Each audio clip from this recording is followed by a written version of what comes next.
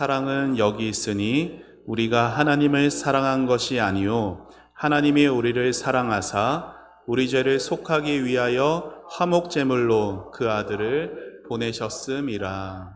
아멘. 우리 한 번만 더 서로 이렇게 인사하겠습니다. 하나님이 당신을 정말 사랑하십니다.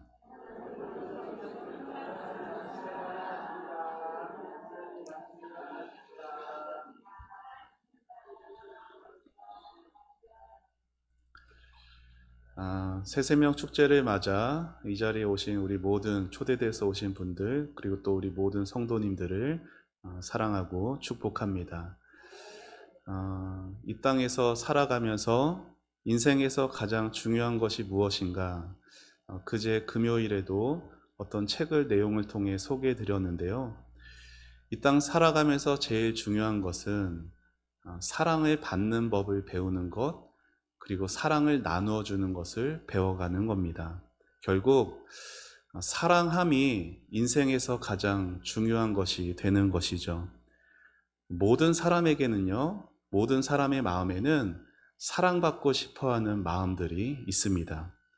인간에게 사랑이 얼마나 귀한지 모릅니다. 그래서 한 가정에 한 생명이 태어나게 되면은 온 가족들이 그 생명을 사랑하게 됩니다. 이 사실을 보면 사랑이 곧 생명이고 생명이 곧 사랑이라는 것을 우리는 발견하게 되죠. 인생을 살아가면서도 우리는 이 사실을 많이 느낍니다. 가령 아무리 돈이 많아도, 그 집안에 아무리 돈이 많아도 그 가정 안에 사랑이 없으면 참 삭막하고 참 외롭고 슬플 수밖에 없어요. 생명력이 없습니다. 그러나 집안에 가진 것이 좀 부족하더라도 가족 간의 사랑이 깊으면 어떻습니까? 그럼에도 그 가정 안엔 생명력이 있죠. 그래서 우리는 사랑이 곧 생명이고 생명이 곧 사랑이라는 것을 깨닫게 됩니다. 제가 이런 질문을 한번 드려볼까요? 당신을 제일 사랑하는 분이 누구십니까? 영적으로만 생각하지 마시고, 여기 처음 오신 분들은 그런 거 잘 몰라요. 네. 그래요? 네. 당신을 가장 사랑하는 분이 이 땅에서 누가 계시는가요? 우리 중에는 제 아내요, 제 남편이요, 제 부모요, 제 자식이요 라고 자신 있게 말할 수 있는 분도 계시겠으나 사실 그보다 많은 분들은 나를 가장 사랑하는 분이 누구인지에 대해 대답하기가 약간 좀 그냥 웃고 말지요 라는 분도 많으실 것 같습니다. 여러분, 우리는 다 사랑을 받는 것 같고 또 누군가를 사랑하는 것 같지만 사실은 늘 사랑의 욕구 불만을 가진 채 살아갑니다. 태어나면서부터 우리 모두 다 사랑에 목말라 하며 살아가죠. 하지만 남녀 간의 사랑이나 또는 가족 간의 사랑으로는 한계가 있기 마련입니다. 여러분, 인간 안에는요, 어떠한 사랑으로도 채워지지 않는 비어있는 공백이 있어요. 그리고 성경은 이것을 영혼이라고 부릅니다. 여러분이 알든 모르든 상관없이 인간의 영혼은요, 만드신 분이 계십니다. 그리고 그 인간의 영혼은 그 만드신 분을 찾아가려는 본능이 있어요. 마치 어린 아이가 엄마를 찾는 본능이 있는 것처럼 말이죠. 여러분, 아이가 부모를 잃어버리면, 엄마를 잃어버리면 어떻게 되나요? 아무리 아이에게 장난감을 손에 쥐어지고 그 입에다가 맛있는 것을 먹여주어도 엄마를 애타게 찾고 싶은 아이의 소원과 갈망은 채워지지가 않아요. 집을 잃어버린 자녀가 엄마 품으로 돌아가기까지 그 전에는 아무리 애를 써도 그 마음 안에 평안이 있을 수 없는 것이에요. 마찬가지로 하나님을 떠나서 하나님의 사랑이 무엇인지 알지 못하는 인생은 하나님의 품으로 돌아가기 전까지 그 마음 안에 진정한 평안과 기쁨이 있을 수가 없는 것입니다. 그러한 의미에서 모든 인생은 하나님께 돌아가기 전까지는 세상에서 끝없는 방황자로 살 수밖에 없는 것이에요. 방황하면서 사람들은 하나님이 아닌 인간들에 매달리며 살아갑니다. 자기가 사랑하는 이성에게, 자기가 사랑하는 자식에게 매달려서 하소연을 하며 사랑을 갈구하는 것이에요. 내 마음을 좀 채워달라고 하소연을 하죠. 내가 너를 위해 무슨 희생을 했는데 너 없으면 나 죽는다라고 하면서 하소연을 합니다. 그러나 여러분, 어느 인간이 그 영혼의 갈급함을 채워줄 수 있겠습니까? 아무리 사랑하는 배우자여도, 아무리 목숨 같은 자식이여도 진정한 사랑에 목말라 하는 그 영혼의 빈 공간은 채울 수가 없는 것이에요. 그래서 저는 오늘 여러분을 진정한 사랑이 샘솟는 곳으로 초대하려고 합니다. 그곳은 하나님의 사랑이 샘솟는 곳이고 갈보리라는 이름이 있는 곳입니다. 갈보리라는 이름이 있는 그곳에 십자가 하나가 세워져 있어요. 그리고 그 십자가 위에는 하나님의 아들 예수님께서 비참하게 죽어 있습니다. 그 몸에서 흘려진 그 핏방울은 오늘까지, 지금까지 떨어지고 있습니다. 저는 오늘 여러분을 그곳으로 초대하려고 하는 것이에요. 자, 오늘 말씀을 보면은 첫 마디가 이렇게 나옵니다. 같이 읽어봅시다. 시작. 사랑은 여기 있으니. 여러분, 사랑이 여기 있다라는 이 말은 사랑이 다른 곳에는 없다라는 거예요. 사랑이 여기밖에 없다라는 의미입니다. 그래서 이 사랑이 여기 있다라는 거 하는데, 그럼 여기에 무엇이 있는가? 바로 십자가가 있어요. 십자가가 있는 곳에 진짜 사랑이 있다라는 뜻이죠. 우리는 이 사실을 그 다음에서 발견하게 됩니다. 자, 화면 보며 우리 다시 한번 읽어봅시다. 시작. 하나님이 우리를 사랑하사 우리 죄를 속하기 위하여 화목제물로 그 아들을 보내셨음이라. 아멘. 이 말씀은 하나님이 우리를 너무나 사랑하셔서 우리 죄 때문에 자기 아들 예수를 십자가에 화목제물로 내어주셨다라는 뜻이에요. 여러분, 십자가에는 말로 다할 수 없는 하나님의 사랑이 담아져 있습니다. 오늘 말씀에 이 십자가의 사랑이 어떠한지에 대한 진리들이 두 가지로 담아져 있어요. 자, 첫째는, 자, 저를 한 번만 따라해 주시면 감사하겠습니다. 하나님의 사랑은 하나님이 먼저 시작하셨다.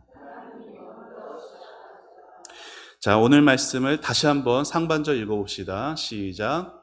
사랑은 여기 있으니 우리가 하나님을 사랑한 것이 아니요 하나님이 우리를 사랑하사. 성경은 분명히 말합니다. 우리가 하나님을 사랑한 것이 아니라 하나님이 우리를 사랑하셨다라고 말하고 있어요. 여러분, 우리 중에 어떤 사람도 하나님을 먼저 사랑했다라고 말할 수 있는 사람이 없습니다. 하나님이 먼저 우리를 사랑하신 것이에요. 아무리 금술이 좋은, 사이가 좋은 부부여도요, 어때요? 한쪽이, 남편이건 아내건 한쪽이 배신을 하게 되면은 수십 년간 사랑의 탑을 쌓아왔더라도 어떻습니까? 그 탑은 한순간에 무너져 버리고 맙니다. 이 세상에는 상대방이 나를 사랑하지도 않는데 사랑하는 그러한 사람은 세상에 존재하지 않아요. 그런데 하나님은 어떻게 말씀하세요? 우리가 하나님을 사랑하지 않았는데도 하나님이 우리를 먼저 무조건 사랑해 주셨다라고 말씀하고 있습니다. 이것이 십자가가 보여주는 진리인 것이에요. 십자가의 예수님은요, 자기를 사랑하는 사람을 위해 죽으신 것이 아니에요. 십자가의 예수님은 오히려 자기를 미워하고 조롱하고 멸시하는 자들을 먼저 사랑하셔서 십자가에서 자신의 모든 것을 내어주신 것입니다. 이것이 하나님이 먼저 나를 사랑하셨다라는 것이 십자가에 담아져 있어요. 두 번째는 하나님의 아들을, 자, 저로 한 번만 더 따라해 주시죠. 하나님의 아들을 화목제물로 바치신 곳. 자, 십자가의 두 번째 의미는 하나님의 아들을 화목제물로 바치신 곳이에요. 여러분, 이 말은 하나님께서 최대의 희생을 하셨다라는 의미입니다. 어느 교회에 어떤 전도사님이 계셨는데 그 가정에 자녀가 8명이었다라고 합니다. 8명. 상상이 안 갈 만큼, 그쵸? 하나님께서 참 복도 많이 주신 것 같아요. 근데 아무리 복을 많이 주셨어도 8명을 키우는 것은 쉬운 일이 아닙니다. 그런데 그렇게 고생하는 가운데서도 이 팔남매가 잘 자라가고 있었는데 어떻게 된 건지 참 또 하나가 생긴 거예요. 그래서 9명이 되었습니다. 그러자 그 사모님께서 멋쩍어 하시는 말씀이 이래요. 이 9번째가 생겼을 때 우리 부부가 이렇게 의논을 했어요. 9명 중에서 한둘은 우리 형님 댁에 주고 또 동생 집에도 주고 그러자. 그 집에 애들이 적으니까 좀 나누어 주기도 하고 그것을 꼭 지키기로 우리 부부가 약속을 했어요. 그런데 막상 애를 낳고서 그 좁은 방에 애들을 일렬로 쭉 세워놓고 포대기 하나로 다 애들을 덮어놓고 잠을 자고 있는 그 애들을 보고 있노라니 얼마나 사랑스러운지. 어느 놈을 뽑아서 형님 집에다 줄까? 어느 놈을 뽑아서 동생 집에다 줄까? 아무리 쳐다봐도 뽑아낼 애가 없더라고요. 그래서 마음을 다시 고쳐먹고 9명을 다 키우자고 했어요. 여러분, 이 세상에 어느 부모가 자기 자식을 내줄 만큼 다른 사람을 사랑할 수가 있습니까? 아무리 형제지간이어도 그럴 수는 없는 거예요. 그러나 하나님은 우리를 너무나 사랑하셔서 하나밖에 없는 자신의 외아들 예수를 우리 대신 희생시켜 주셨다라는 거예요. 이것이 바로 십자가입니다. 최대의 희생, 최고의 희생이 십자가에 담아져 있어요. 최대의 희생을 하시며 내가 너를 사랑한다 말씀하신 곳이 바로 십자가라는 것이에요. 여러분, 십자가에서 희생을 당한다라는 이 말 두 마디는 결코 가벼운 말이 아닙니다. 십자가형이라는 것은 2000년 전 로마 제국 시대 때에 로마 제국에서 흉악한 범죄자들을 처형시키기 위한 끔찍한 사형 방법이 바로 십자가였어요. 죄인이 당신은 십자가 판결을 받게 되면요, 먼저 채찍질부터 당하게 됩니다. 그 당하는 채찍질은 그냥 매를 맞는 것이 아니라 살점이 떨어져 나가는 끔찍한 고통의 채찍질이에요. 그리고 채찍질로 피범벅이 된 그 사람이 자기가 매달려야 하는 나무 십자가를 지고 형장까지 올라갑니다. 무려 100kg에 달하는 그 무거운 거친 십자가를 직접 짊어져야 하죠. 그리고 형장에 도달해서는 손목과 발목에 커다란 못에 박히면서 신경들이 끊어지고 자신의 온 몸에 큰 말로 할 수 없는 고통이 전해지게 됩니다. 그리고 매달린 채로는 수만 번 쉬기 위해서 뼈를 깎는 듯한 그 고통을 경험하며 자신이 죽을 때까지 서서히 숨 한 번 쉴 때마다 끔찍한 고통을 느껴가며 죽는 것이 바로 십자가 형벌이에요. 그런데 예수님께서는 어떠한 죄도 짓지 않으셨는데 사람들이 쳐다보고 있고 예수님께 침을 뱉고 조롱과 멸시를 저주의 대상이 되어가며 그 십자가에서 죽으셨습니다.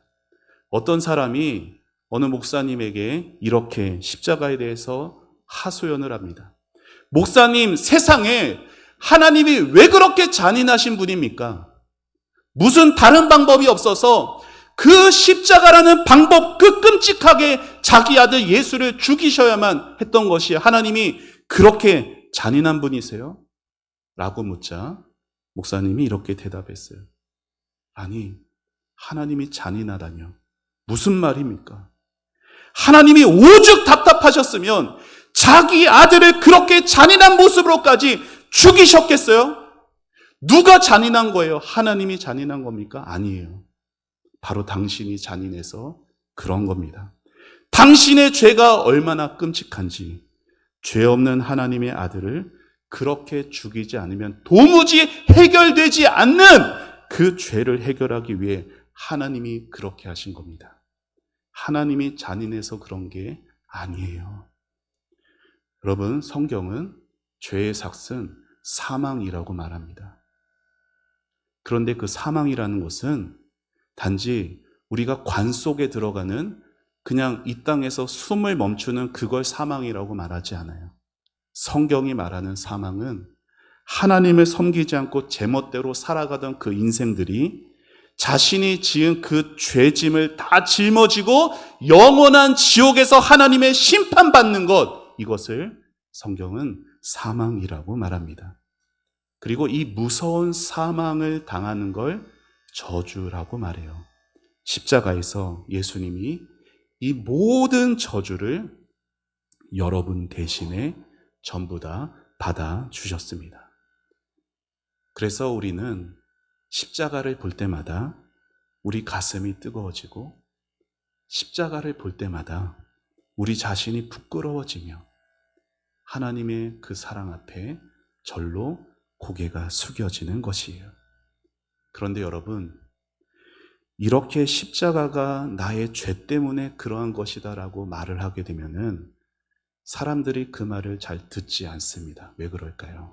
나는 그만큼 죄를 짓지 않았기 때문에.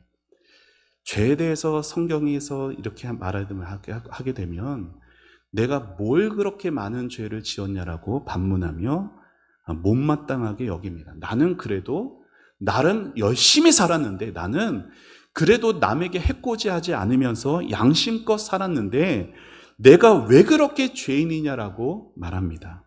여러분, 인간은요, 하나님 앞에 서기 전까지 나를 위해 죄 없이 피 흘려주신 그 예수님의 십자가 앞에 서기 전까지는 철면피와 같은 존재예요. 양심의 가책도 없고 죄에 대한 슬픔도 없습니다. 여러분, 죄가 무엇인지 아십니까? 사람에게 죄가 무엇인지라는 그 개념은 기껏해야 도덕적인 책임에 양심 찔리는 것 정도밖에 없어요. 어느 교회에 목사님께서 성경 공부를 하는데 그 성경 공부하는 분 중에 어떤 작은 기업을 운영하는 사장님이 계셨어요. 그분에게 형제님, 자신이 죄인이라는 것을 깊이 깨달아 본 일이 언제셨습니까? 라고 묻습니다. 그랬더니 그분이 한참을 고민하면서 이렇게 대답을 합니다. 목사님, 제가 어렸을 때 시골에서 자랐거든요. 그런데 제가 중학교 때 남의 마늘밭에 들어가서 그 마늘을 좀 뽑아 먹은 것이 생각이 났습니다. 그러니까 그게 자기가 평생 지은 그 죄라는 거예요. 나름 그분이 깨끗하게 살아오셨겠죠. 회사를 운영하는 것도 나름 양심적으로 하셨을 겁니다. 그런데 그분에게 죄라는 것은 고작 마늘 뽑아 먹는 정도였던 거였어요. 여러분, 남의 밭에서 마늘 뽑아 먹는 것 죄입니까? 아닙니까?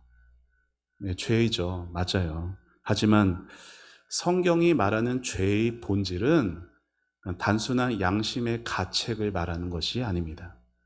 성경이 말하는 죄의 본질은 하나님을 내 삶에서 쫓아내는 거예요. 그리고 하나님이 계셔야 되는 그 자리에 내 자신이 하나님이 되어서 살아가는 그 삶 자체가 바로 성경은 죄라고 말합니다. 여러분, 그래서 만약 어떤 사람이 평생 동안 손가락 하나 까딱하지 않고 다른 사람에게 한 번도 나쁜 짓 하지 않은 채로 80평생을 살다가 하나님 앞에 간다고 해도 그 사람은 죄인인 것이에요.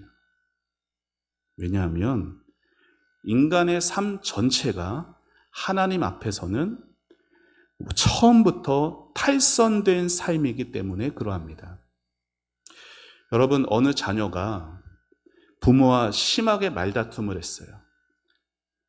나 이제 엄마랑 살기 싫어 하면서 집을 뛰쳐나갔습니다.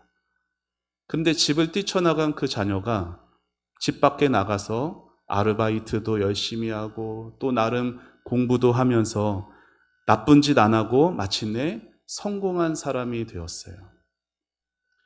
여러분, 이 사람은 훌륭한 사람입니까? 훌륭한 사람이겠죠. 그러나 적어도 그 부모 앞에서는 그 사람은 죄인이에요. 집을 뛰쳐나가서 살아온 인생의 세월의 모든 하루하루들이, 그 모든 삶이 부모에게는 죄가 되는 거예요. 여러분, 우리 인간은 누가 만드셨어요? 하나님이 만드셨어요. 여러분, 우리 인생은 진화된 존재가 아닙니다. 여러분, 우리 인생의 조상은 원숭이가 아니에요. 우리는 하나님이 만드신 존재이고 하나님의 형상을 닮은 존재입니다. 그러나 사람들이 하나님을 쫓아내버렸어요. 그리고 그 자리에 자기 자신이 앉아 있습니다. 자기 인생을 자기 것으로 여기며 자기가 왕노릇을 하죠. 이것이 죄인의 삶이에요. 하나님 없는 삶이 곧 죄라는 것입니다. 여러분, 그리고 죄의 삭은 영원한 저주를 당해야 되는 지옥의 사망입니다. 여기에 예외가 없어요. 예수 믿는 사람이건 예수 믿지 않는 사람이건 모두가 다 죄인인 것이죠. 그래서 모든 사람은 이 죄의 문제를 반드시 해결해야 하는데, 하나님이 우리를 너무 사랑하셔서 이 죄 문제를 해결하기 위해 우리 대신에 자기의 아들을 십자가에 죽게 하시고 우리는 하나님의 자녀로 삼아 주신 것입니다. 이것이 십자가의 은혜예요. 그런데 사람들은 몰랐어요. 예수님이 십자가에 달리신 그 모습을 보고 수많은 사람들은 그렇게 피 흘리며 고통당하는 예수님을 보면서도 그 죽음이 나 때문이라는 사실을 몰랐습니다. 그러나 나중에 그들이 성령의 은혜로 눈을 뜨게 되자 그 십자가가 나를 위한 것이라는 것을 깨닫게 되었을 때 그들은 통곡했습니다. 한때 예수님의 십자가 옆에서 예수님을 욕하고 침을 뱉고 조롱하고 멸시하던 사람들이 그 십자가가 나를 위한 십자가라는 것을 깨닫게 되었을 때 가슴을 치고 통곡하며 주님 앞에 회개하게 되었어요. 그리고 그 사랑을 발견하고 나서는 자기가 좋아하던 모든 것을 자기 손에서 다 던져놓게 되었습니다. 여러분, 참된 사랑이라는 것은 다른 것들을 다 포기하게 만드는 거예요. 마치 자식을 사랑하는 엄마가 자식을 위해서 나를 위한 것들을 다 내려놓는 것처럼 말이죠. 여러분, 이처럼 십자가 앞에서 하나님의 진짜 사랑을 발견하게 된 사람은 이 세상의 것들을 내려놓을 수 있습니다. 그런 의미에서 왜 교회를 다닌다 하면서도 그렇게 돈에 목을 매고 그렇게 명예에 목을 매고 살아갑니까? 아직 십자가에서 하나님의 사랑을 발견하지 못했기 때문입니다. 여러분, 생각해 보세요. 인생을 사시면서 하나님의 사랑을 발견하지 못한 채 인생이 맞춰지게 된다면 그 인생의 결국은 어떻게 되겠습니까? 어쩌면은 짐승보다 못한 인생이 될 것 같습니다. 이탈리아의 어떤 작은 마을에 동상 하나가 서 있었다라고 해요. 근데 그 동상이 개의 모습을 한 동상입니다. 그 동상의 이름은 피도라고 하는데 그 개의 이름입니다. 1941년에 어느 개가 물에 빠졌다가 죽기 일보 직전에 그 마을에 사는 어떤 신사에게 구조를 받았습니다. 그리고 그 신사는 그 개를 치료해주고 자기 집에서 정성껏 사랑으로 돌보며 키웠습니다. 한낱 짐승에 불과했던 그 개였지만 그 개는 주인의 은혜를 알았어요. 얼마나 주인을 따르고 사랑했는지 주인이 직장에 갈 때, 버스를 타고 직장에 갈 때는 그 버스 정류장까지 배웅을 해줍니다. 그리고 퇴근해서 이제 버스를 타고 돌아올 때는 그 정류장에 딱 시간에 맞춰서 주인을 기다렸어요. 이렇게 주인을 생명처럼 여겼는데 2차 세계대전이 터졌고 그곳에 주인이 버스를 타고 오는 그 버스에 폭탄이 떨어지게 됩니다. 그래서 그 주인이 그 버스에서 목숨을 잃고 말죠. 그 개는 주인에게 무슨 일이 있었는지 알 턱이 없습니다. 여느 날과 같이 주인을 기다립니다. 정류장에서 주인이 돌아오기만을 하염없이 기다리지만 주인이 돌아오질 않아요. 그 개는 낮이고 밤이고 그 정류장 그 자리를 떠나지 않습니다. 장장 13년 동안 정류장을 떠나지 않았어요. 그래서 사람들이 개에게 음식을 가져다 주기도 하고 그 개에게 보살핌을 주기도 했습니다. 결국 그 개는 주인이 돌아오기를 밤낮 없이 기다리다 그 정류장에서 죽었습니다. 그래서 사람들이 그 자리에 그 개의 동상을 세운 것이에요. 여러분, 자기를 죽을 자리에서 건져준 주인을 잊지 못한 짐승도 있는데 저주받은 죄의 자리에서 구원하고 저 천국에 들어갈 수 있는 영생을 주기 위해 죄 없는 몸으로 이 땅에 오셔서 자기 몸을 십자가에 모든 것을 다 내어주기까지 사랑하신 그 예수님, 하나님의 사랑을 보고서도, 그 은혜를 알고서도 오늘 우리는 어떻게 살아가고 있습니까? 십자가는 하나님의 사랑을 우리에게 보여준 가장 비싼 대가를 치루어진 곳입니다. 십자가가 무엇인지 알지 못하시는 분이 계실지도 몰라요. 이거 하나만 기억하십시오. 나를 대신해서 하나님의 아들이 죽으셨다. 하나님이 나를 너무나 사랑하셔서 영원한 지옥에 던지지 않으시고 나를 저 천국으로 인도하시기 위해 나 대신 자기 아들을 죽게 하신 곳이 십자가이다. 이 두 사실을 여러분 마음 가운데 기억하신다면 성령님께서 여러분의 마음을 열고 예수님을 만나게 하실 것입니다. 사랑하는 여러분, 예수님께서는 그 피 묻은 손으로 오늘도 여러분에게 다가가십니다. 그리고 여러분의 마음의 문을 열고 계세요. 어쩌면 여러분은 진작에 여러분의 오늘 초대돼서 오신 지인으로부터 아니면 가족으로부터 그 음성을 들으셨을 거예요. 이제는 마음의 문을 열고 예수님을 받아들여야 할 때입니다. 이 시간 잠시 짧은 영상을 보고 기도할 건데 영상의 끝부분에 기도 문이 있습니다. 그 시간에 마음에 감동되시는 분은 손을 모으고 기도를 따라해 주셔도 좋을 것 같습니다. 영상 같이 보겠습니다. 세상에서 가장 소중한 이야기. 제가 세상에 처음으로 태어나던 날, 많은 사람들의 사랑과 축복을 받으며 제 삶은 시작되었습니다. 티 없이 해맑은 어린 시절을 보내면서 저는 무럭무럭 성장해 갔죠. 꿈을 발견한 후 그 꿈을 이루기 위해 저는 누구보다도 열심히 공부하며 달리고 또 달렸습니다. 학업을 마치고 세상을 향한 첫 발걸음을 내딛었던 순간, 부푼 꿈에 설레었던 그날을 지금도 잊을 수가 없습니다. 치열한 직업 전선에서 뒤처지지 않기 위해 밤낮 없이 일하며 숨가쁘게 달려온 세월들.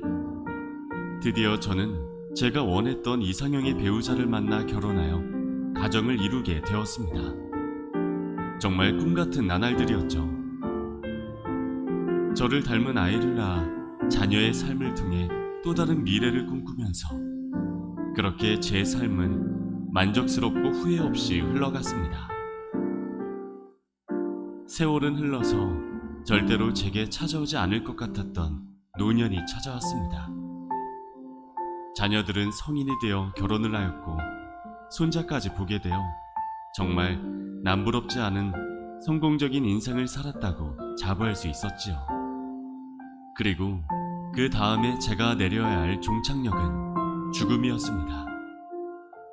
저는 조만간 맞이하게 될 죽음 앞에서 한 번도 생각해 본 적이 없었던 죽음 이후의 세상에 대해서 생각해 보게 되더군요. 과연 죽으면 모든 것이 사라지고 나라는 존재가 없어지는 것인가? 정말 진지하게 죽음이라는 실존 앞에서 생의 가장 중요한 질문을 던지게 되었습니다. 성경은 분명하게 선언합니다. 한 번 죽는 것은 사람에게 정하신 것이요, 그 후에는 죄에 대한 심판이 있다고 말입니다. 우리의 삶은 죽음이 끝이 아닙니다. 당신의 삶을 심판이 아닌 영원한 생명으로 이끌어줄 세상에서 가장 소중한 이야기, 지금부터 시작합니다. 지금으로부터 약 2000년 전 유대 땅 베들레헴에서 우리와 똑같은 모습을 가진 한 아이가 태어났습니다. 그는 목수의 아들로서 이스라엘의 작은 마을 나사렛에서 어린 시절과 청년 시절을 보내며 우리와 똑같은 모습으로 성장해 가셨습니다.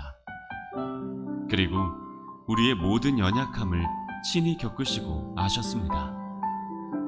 그분은 많은 사람들의 병을 고쳐주고 하나님 나라의 이야기를 들려주시며 사랑으로 섬기는 삶을 사셨습니다. 그분은 성경의 예언대로 당신의 모든 죄를 대신 짊어지고 채찍에 맞으시며 십자가에 못 박혀 돌아가셨습니다. 세상을 향한 하나님의 사랑은 자신의 아들을 십자가에 내어주심으로 인류 역사 속에 나타났습니다. 하지만 성경의 예언대로 장사 지낸 바 되었다가 사흘 만에 죽음을 이기시고 다시 살아나셨습니다. 이분이 바로 온 세상을 구원하시기 위해 사람 되어 내려오신 하나님의 아들 예수 그리스도이십니다. 누구든지 이분을 믿는 자마다 영원한 생명을 얻을 수 있습니다. 믿음이란 하나님을 등지고 떠나 자신이 주인 되어 살아온 죄를 회개하고 하나님의 아들 예수 그리스도를 진심으로 영접하여 당신의 삶의 주인으로 모셔드리는 것을 의미합니다. 예수님께서는 지금 영원한 지옥으로 가고 있는 당신을 구원하시기 위해 당신의 마음 문을 두드리고 계십니다. 바로 지금 당신은 선택할 수 있습니다. 예수 그리스도를 당신의 마음과 삶의 진정 주인으로 영접하시기를 주저하지 마십시오. 예수님을 진심으로 믿기 원하시는 분들은 다음 기도문을 따라 기도하시기 바랍니다. 하나님, 저는 죄인임을 시인합니다. 예수님께서 저의 죄를 대신해서 십자가에 못 박혀 죽으시고 부활하신 사실을 믿고 감사드립니다. 지금껏 하나님을 떠나 제 자신이 제 삶의 주인 되어 살아왔던 모든 과거를 회개합니다. 이제 예수님을 제 삶의 주인으로 믿고 제 마음에 모셔드립니다. 제 마음에 들어오셔서 제 삶을 다스려 주시옵소서. 예수님의 이름으로 기도합니다. 아멘. 만약 당신이 진정으로 회개하여 예수님을 영접하여 마음에 모셔드렸다면 당신은 이제 하나님의 자녀로 거듭나게 되었습니다. 진정으로 거듭난 자의 삶이란 말씀과 기도로 예수님과 동행하는 삶입니다. 예수님이 주시는 영원한 생명과 풍성한 기쁨을 날마다 누려가는 축복된 삶이지요. 값없이 얻게 된 이 귀한 생명을 당신의 삶 속에 풍성히 누려갈 뿐 아니라 주변의 누군가에게도 값없이 나누는 삶을 살아가시길 축복합니다. 아멘. 아멘. 자, 이 시간에 기도문 띄워주시고요. 네, 이렇게 우리 같이 함께 기도하는 마음으로 우리 함께 이 앞에 있는 글씨를 함께 한 목소리로 같이 읽겠습니다. 시작. 예수님, 예수님이야말로 저의 구원자이십니다. 이제까지 주님 품을 떠나 제 뜻대로 살던 것을 회개합니다. 지금 제 마음을 엽니다. 주님, 저의 죄를 용서하시고 제 마음의 보좌에 오셔서 저와 함께 해 주옵소서. 아멘. 이 시간 우리 같이 함께 기도하는 시간을 갖도록 하겠습니다. 반주해 주시고요. 여러분, 지인의 손에 이끌려서 이곳으로, 그리고 여러분의 선택과 결단으로 이곳으로 오신 것 같지만, 우리 하나님께서 여러분이 하나님을 사랑하지 않았는데도 하나님이 여러분을 먼저 사랑하셔서 그 사랑으로 이곳으로 인도함을 받은 것입니다.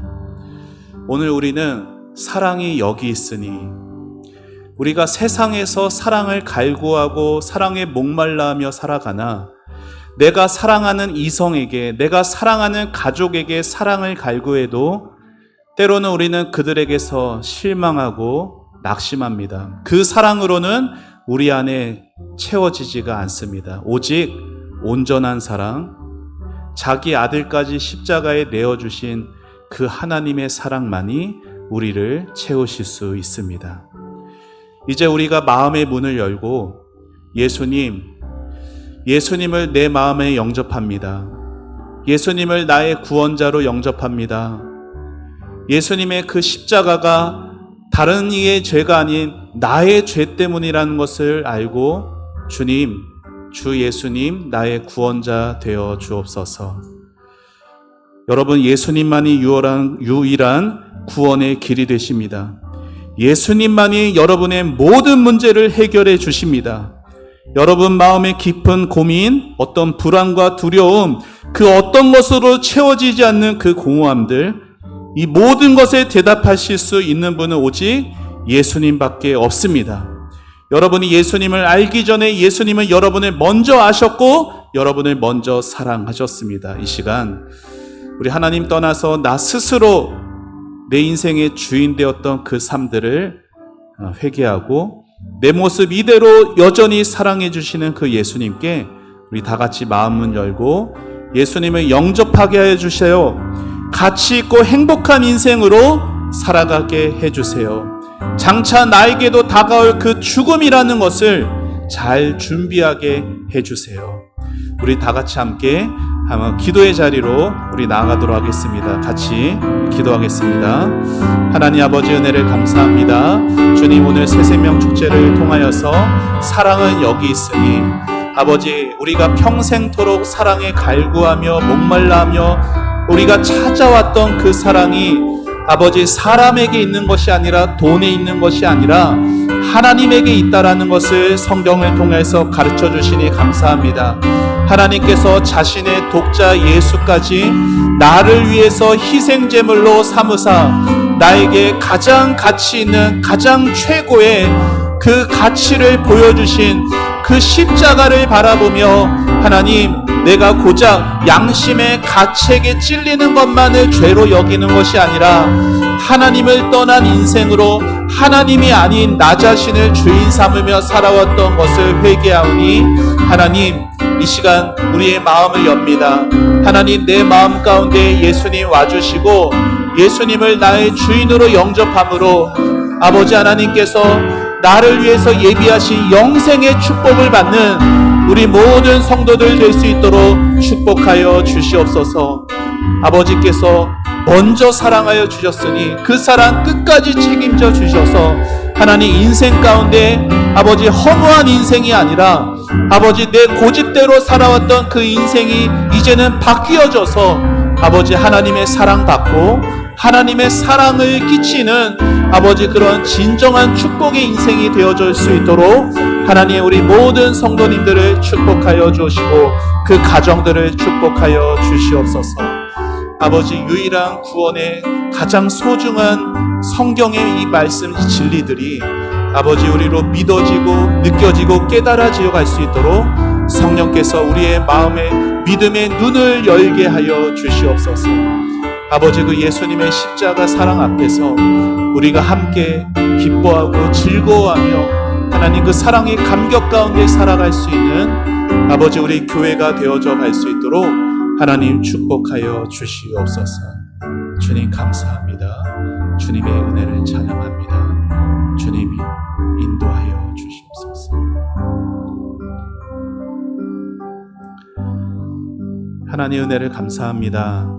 하나님, 오늘 사랑은 여기 있으니 하나님의 사랑이 십자가 안에 있다라는 말씀을 나눌 수 있게 해주셔서 감사합니다. 우리를 위해서 최고의 최대의 대가를 치르신 그 다음 없는 하나님의 사랑이 우리 마음 가운데 다가올 수 있도록 성령님 도와주시옵소서. 인간의 힘으로, 인간의 지식으로가 아니라 오직 성령의 능력으로 우리의 믿음의 눈이 열어지고 예수님을 나의 주인으로, 나의 하나님으로 받아들여져 영생의 축복을 얻는, 이 세상에 보여지는 사랑에 갈구하는 자가 아니라 참된 하나님의 사랑을 갈구하는 아버지, 그러한 귀한 한 생명 한 생명 되도록 축복하여 주시옵소서. 하나님, 인생에 다가오는 모든 걱정과 근심과 두려움들, 아버지, 예수님을 믿고 신앙하는 그 신앙 안에서 다 떠나가게 해주시고 마음에 참된 기쁨과 평강이 우리의 삶에, 우리의 마음에 가득하게 하여 주시옵소서. 하나님, 오늘 초대돼서 오신 분들의 마음을 그렇게 어루만져 주시고 감화감동시켜 주사 아버지, 앞으로도 이곳에서 복음의 말씀 듣고 구원의 기쁨을 누리는 참된 행복의 신앙생활을 잘 해가실 수 있도록 아버지 축복하시고 그 가정들, 그 자녀들 모든 삶 위에 하나님의 놀라운 축복의 사랑의 역사가 나타나게 하여 주시옵소서. 감사드리고 예수님의 이름으로 기도합니다. 아멘.